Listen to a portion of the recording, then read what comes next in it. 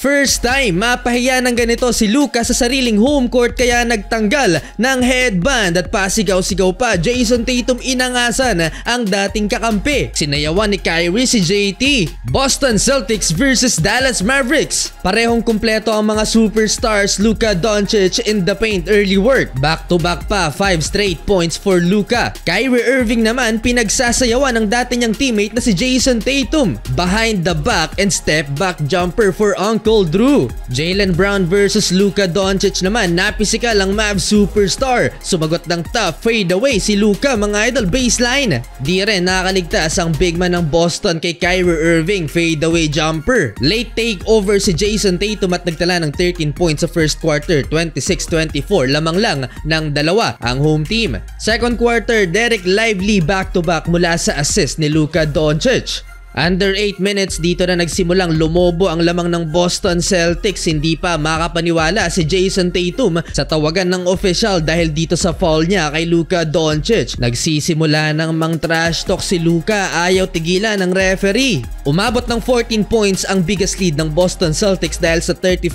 points combined ni Jason Tatum at Jaylen Brown. Nang bulis sa ilalim itong si JB habang si Tatum naman pinapagpag ang depensa ng Dallas Mavericks. Derek Jones Jr. mula sa assist ni Luka, airplane mode, alley-oop dunk. Eto mga idol, Jaylen Brown, ankle breaker, bagsak si Luka Doncic. First time yatang mapahiya ng ganito si Luka sa home court ng Dallas. Hindi pa dyan natatapos dahil parang tinusta na ni Jaylen Brown ng depensa ni Luka Doncic and one jumper. Na technical si Luka sa pagreklamo sa referee. Ayaw kasing tumigil sa pangtatrash talk sa official itong si Luka Doncic. Nabugbog si Doncic ng Boston Celtics sa first half. Grabing pamimisikal ang ipinalasap ng Boston Celtics sa kanya. Papatapos ang first half, nagtanggal na ng headband si Luka Doncic. May dalang malas yata yon kaya napahiya. Naibaba sa 6 ng Dallas Mavericks ang lamang ng Boston Celtics, 65-59 halftime. Itong si Jason Tatum pinisikal mga idol ang dati niyang teammate na si Grant Williams. Papatapos ang first half.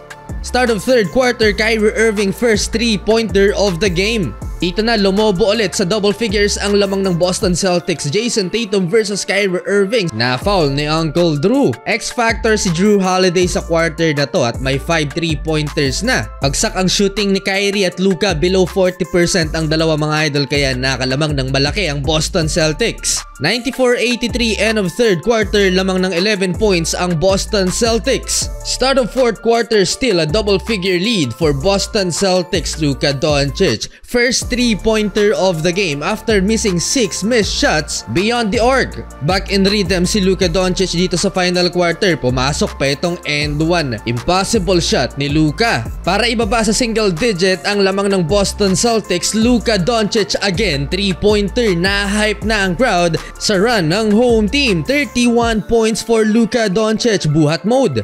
Down the stretch, nasa Mavs ang momentum ng patahimikin ni Jaylen Brown ang buong arena sa kanyang end 1 3-pointer. May 3-pointer din si Kyrie Irving pero sumagot din agad naman si Jaylen Brown. Last 1 minute, Jason Tatum, huge block kay Tim Hardaway Jr. at dito na nawala ng pag-asa ang Dallas Mavericks at sa huli panalo mga idol ang Boston Celtics.